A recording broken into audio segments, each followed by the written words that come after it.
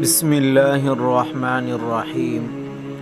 ایک خاتون جب بھی اپنے شوہر کو پسند کا کھانا لاتی ہے تو شوہر کہتا ہے اچھا ہے، لیکن میری ماں اس سے بہتر پکاتی ہے۔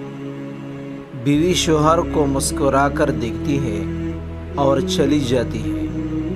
جب بھی بیوی اچھا پرفیوم لگاتی ہے وہ اس سے کہتا ہے کمال کی ہے، میری ماں کی خوشبو کی طرح ہے۔ وہ مسکرا کر رہ جاتی ہے۔ اور اسی طرح اس خاتون نے ساری زندگی ایسے ہی الفاظ سن سن کر گزاری۔ ماں کرتی ہے، ماں کہتی ہے، ماں کا پرفیوم، ماں کا کھانا پکانا وغیرہ وغیرہ۔ بیوی ہر بار مسکرا کر رہ جاتی ہے۔ شادی کے 27 سال بعد ان کی والدہ کا انتقال ہو گیا۔ والدہ کی تدفین کے بعد شوہر اکیلا بیٹھا تھا۔ اس کی بیوی اس کی آزمائش میں اسے تسلی دینے لگی تو اس نے اس سے کہا، اب تمہارا کھانا پکانا میری ماں کے پکانے جیسا ہو گیا ہے، اور تمہاری باتیں میری ماں کی طرح ہے، اور تمہاری ہنسی اور تمہاری خوشبو بھی میری ماں جیسی ہو گئی ہے۔ خاتون مسکرا کر بولی، وہ کیسے؟ تو شوہر نے کہا، میں نے تم سے 27 سال کی عمر میں شادی کی تھی، اور اب ہماری شادی کے 27 سال ہو چکے ہیں، اب تم میری ماں جیسے سوچ رکھنے لگی ہو۔ بیوی کہنے لگی، آپ ریاضی کے پروفیسر ہیں، پھر بھی آپ کا حساب غلط ہے۔ شوہر نے کہا، وہ کیسے؟ بیوی کہنے لگی، میں جب تک زندہ ہوں آپ کی ماں کے برابر نہیں بن سکتی۔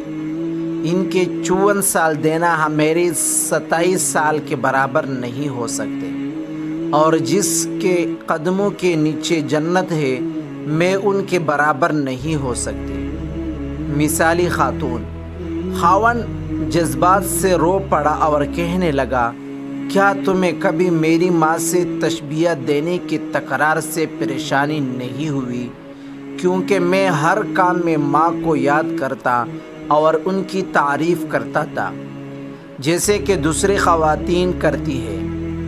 اس نے کہا، نہیں، کبھی نہیں، بلکہ معاملہ اس کے برعکس ہے۔ خاوند نے کہا، وہ کون سی باتیں ہیں جو تم تمنا کرتی رہی اور میں تم سے پوچھ نہ سکا؟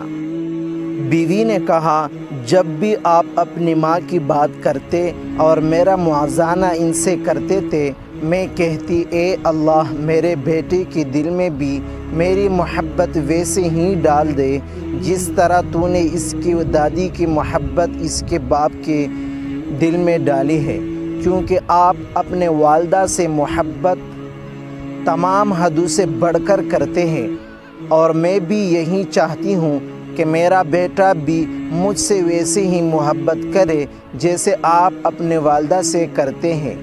میرے سر کے تاج، مجھے آپ پر فخر ہوتا تھا کیونکہ آپ کا بیٹا آپ پر ہی جائے گا۔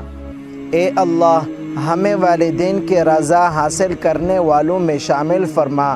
اگر آج کی بہو یہ بات سیکھ لے تو بڑھاپے میں پرسکون رہے گی۔ آج کسی کے بیٹے پر قبضہ جمانے کی کوشش کل اپنے بیٹے کو ہاتھوں سے نکال دے گی، کیونکہ دنیا مفادات عمل ہے۔ مزید اس طرح ویڈیوز دیکھنے کے لیے ہمارے چینل